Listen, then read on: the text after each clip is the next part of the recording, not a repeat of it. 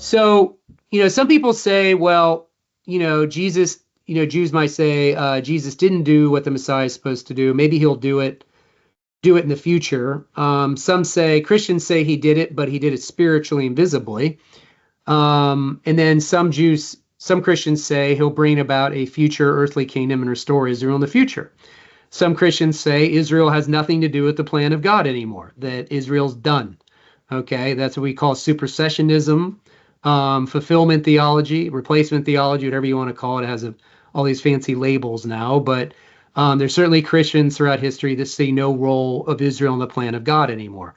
I'm one of those ones that departs from that. I don't want to get into a label war because I know we like labels, but let's just say I'm going to say that I still see a future for Israel in the scriptures from a clear reading of Romans 9 through 11. So if you can find an alternative reading, let me know. I've been studying it for about 30 years. I don't claim to know everything, but let me know.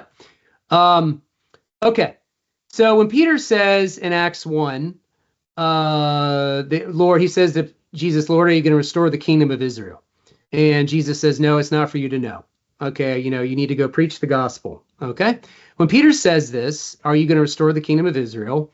He's basically talking about this. Okay, he's talking about the restoration of Israel, all the stuff that the Jews are looking for today, all this stuff about a physical kingdom on earth, all this stuff. That's what Peter's looking for. Okay, if you read the Septuagint, restoration means a political, earthly restoration of Israel. So something physical to do with Israel's future. Okay. So Jesus apparently, Peter was saying, hey, you rose from the dead, but I'm still looking for this. And Jesus said, no, don't focus on that right now. Go preach the gospel. Okay.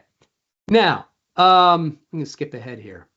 Now, when Paul says in 1 Corinthians 15 that Messiah died for our sins according to the scriptures, he was buried and raised on the third day according to the scriptures, there's no text in the Old Testament that specifically says when the Messiah comes, he'll rise from the dead.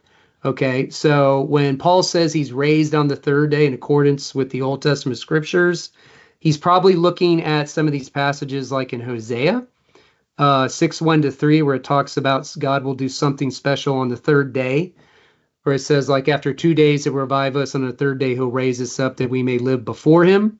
God does something very, very unique on the third day. He does that also in Genesis. Talks about Genesis 22:4 is on the third day that Abraham arrived at Mount Moriah, prepared to sacrifice his son Isaac. On the third day, Joseph interpreted the dreams of two of his fellow prisoners. So God's always doing something significant on the third day. And then Paul takes that and applies it to the resurrection. But there's no passage in the Old Testament that says when Jesus comes, he'll rise on the third day. Or when the Messiah comes, he'll rise on the third day. There's no Messianic text that says specifically when the Messiah comes, he will rise from the dead. All you really have, you have Isaiah 53 at the end, where it says the servant will be vindicated. You could use that maybe as a resurrection text. It says the servant will be vindicated. Some people think that, speaks of some kind of resurrection there. You have the Psalm 16 text that's talked about in Acts 2 that Peter preaches from, where David prophesies of a future resurrection, or he says something that my Holy One would undergo decay. That could be like a typology. But other than that, there's not a lot of anything. There's not really anything specifically that stands out that says when the Mashiach, the Messiah, comes, he'll rise from the dead. But this is where it gets interesting.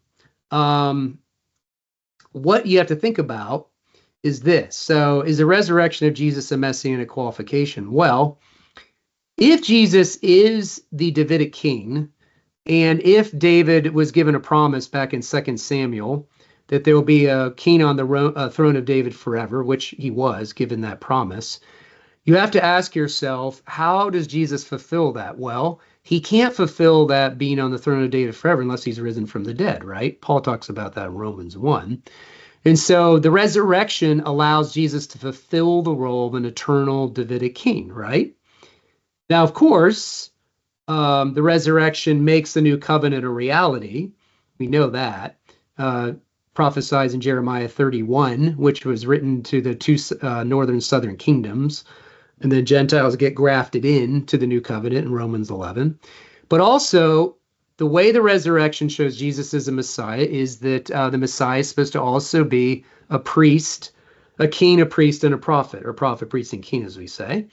Because we know in, like I said, in Psalm 110, that Jesus is in the order of Melchizedek, and we know that he has to be a priest forever. Okay, forever and ever and ever. His priesthood goes on forever and ever. So just like he's on the throne of David forever, the resurrection guarantees as a priest forever and ever and ever and ever, right? So the resurrection helps Jesus fulfill that role as an eternal priest, right? And then, of course, the resurrection helps Jesus be a prophet like Moses, okay? Because Moses said there'll be one that comes to Deuteronomy 18. He predicts God will send someone like me, and he'll speak like me, and the Father will give him what to speak. And then, of course, to be like Moses, you need to do miracles.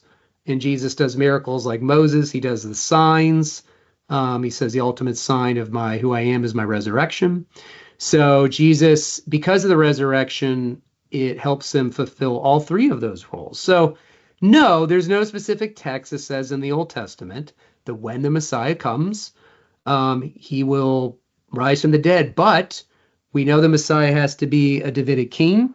He needs to be a priest forever, and he needs to be a prophet like Moses, and the resurrection allows Jesus to do all those things. And then finally, because of Jesus' resurrection, he is the only Messianic figure in the history of Judaism has allowed 1.4 billion non-Jews come to relationship with the God of Abraham, Isaac, and Jacob.